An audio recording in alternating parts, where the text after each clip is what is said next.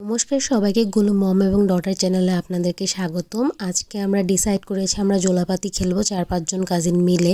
জোলাপাতি হলো এক type of picnic, মাটির চুলায় রান্না করব আমরা সবাই মিলে।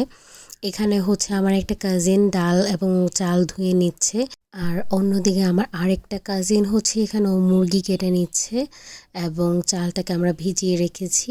আর আমি হচ্ছে মাটির চুলাটাকে ভালো মতো ধরিয়ে দিয়ে এখানে কয়েকটা ডিম সিদ্ধ বসিয়ে দিয়েছি। ডিমগুলো সিদ্ধ হতে হতে আমরা বাকি কাটাকুটিগুলো করে নিব এবং ইতিমধ্যে হচ্ছে বাইরে বৃষ্টি পড়া শুরু হয়ে গিয়েছে, যার কারণে কিনা আজকে আমরা বাইরে রান্না করিনি, ঘরের ভিতরেই রান্না করছি।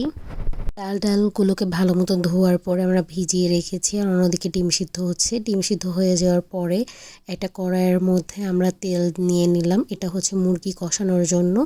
এরপর একে একে আমরা সব কিছু দিয়ে দিব। এখানে পেঁয়াজ দেওয়া হয়েছে, পেঁয়াজটাকে ভালো মতো ভেজে এখানে আমরা একটু তেজপাতা এবং গরম মশলা দিয়ে দিব, ওইটাকেও অনবরত ভেজে নিব ভালো মতো। একটু ব্রাউন ব্রাউন কালার হয়ে আসলে পেঁয়াজটা, এরপরে একে একে আমরা অন্য সব মশলা দিয়ে নিব। এখানে আদা রসুন দিয়ে কিছুক্ষণ ভেজে তারপর ওটার মধ্যে আমরা পানি দিয়ে দিয়েছি। এখন ধনিয়া গুঁড়া, হলুদ গুঁড়া এবং মরিচ বাটা আমরা ইউজ করছি, এগুলো দিয়ে ভালো মতো মশলাটাকে কষিয়ে নেব। মশলাটা যখন ভালো মতো কষে আসবে এবং তেল ছেড়ে দিবে, তখন আমরা এটার মধ্যে মাংস অ্যাড করে দিব। এই মশলার মধ্যে আমরা লবণ অ্যাড করেছিলাম, যেটা কিনা ক্লিপ নেওয়া হয়নি, এবং মরিচ বাটাটা দেওয়ার কারণে এত ভালো কালার হয়নি, বাট খেতে আসলে অনেকটা ঝাল হয়েছিল। আপনারা চাইলে গুঁড়া মরিচ দিতে পারেন, আমরা এখানে বাটা মরিচটা ইউজ করেছি যেহেতু আমাদের কাছে ছিল। এরপর আমরা মাংসটা ভালো মতো কষে আসলে এর মধ্যে আলু অ্যাড করে দিয়েছি, এর মাঝখানে আমরা মাংসটা ঢেকে দিয়েছিলাম। এরপর আমরা এটার মধ্যে কিছু টমেটো অ্যাড করে দিয়েছি, স্বাদের জন্য 2টা টমেটো অ্যাড করেছি, কম বেশি আপনারা করতে পারেন। এই পর্যায়ে স্যাডলি আমাদের ইলেকট্রিসিটি চলে যায়, এরপর আমরা রান্নাটা কন্টিনিউ করি। এখানে হচ্ছে আমরা কাঁচামরিচ দিয়ে নিয়েছি এবং জিরা গুঁড়া দিয়ে লাস্টে হচ্ছে ভালো মতো কষিয়ে নামিয়ে নিয়েছি মাংসটা। মুরগিটা হয়ে যাওয়ার পর আমরা এখানে ডিমের প্রিপারেশন নিয়ে নিচ্ছি, আমরা আজকে ডিম কষাবো সাথে।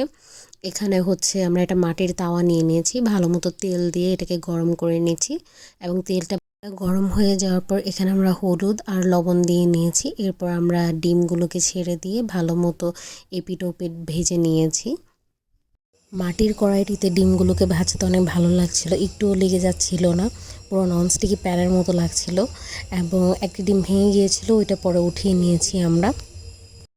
ডিমগুলো যখন ভালো মতো ভাজা হয়ে যাবে তখন আমরা ডিমগুলোকে উঠিয়ে একটি সাইডে রেখে নেব এবং সেম কড়াইতেই একটু তেল এক্সট্রা অ্যাড করে এখানে পেঁয়াজ এবং টমেটো একসাথে দিয়ে ভালো মতো ভেজে নেব। কিছুক্ষণ ভালো মতো ভেজে তারপরে এটার উপর আমরা লবণ দিয়ে দিব, লবণ দিয়ে তারপর আরও কিছুক্ষণ ভালো মতো ভেজে নেব। এরপর একে একে আমরা অন্য সব মশলা অ্যাড করব। এখানে কিছুটা আদা রসুন বাটা দিয়ে আর একটু ভেজে নিয়ে তারপর আমরা পানি দিয়ে দিব। পানি দিয়ে হলুদ, মরিচ, ধনিয়া এগুলো দিয়ে ভালো মতো মশলাটাকে কষিয়ে নেব সুন্দর করে। এখানে আমরা মরিচ বাটাটাই ইউজ করেছি।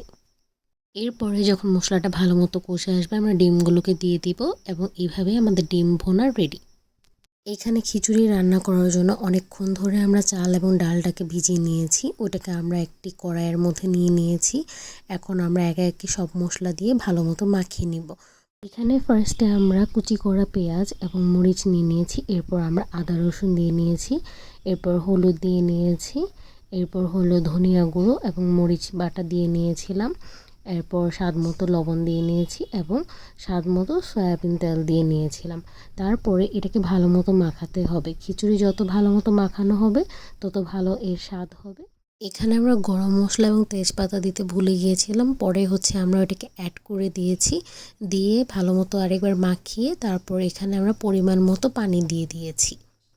এরপর খিচুড়ির পাতিলটাকে চুলার মধ্যে বসিয়ে ঢাকা দিয়ে দিব এবং ভালো মতো জাল দিব। হাই হিটে বলক আসা পর্যন্ত হচ্ছে রান্না করে তারপর মিডিয়াম হিটে কিছুক্ষণ রান্না করব এবং আমাদের খিচুড়ি রেডি। খিচুড়িটা আপনারা দেখতেই পাচ্ছেন অনেক সুন্দর হয়েছিল, পুরো ঝরঝরা হয়েছিল এবং খেতেও খুব মজা হয়েছিল। সবগুলো আইটেম অনেক মজা হয়েছিল, সবাই খুব এনজয় করেছি আজকের ছোটোখাটো পিকনিকটা। আপনাদের ভালো লাগলে আপনারা লাইক, কমেন্ট, শেয়ার করবেন এবং আমাদের পাশে থাকবেন। Bye bye.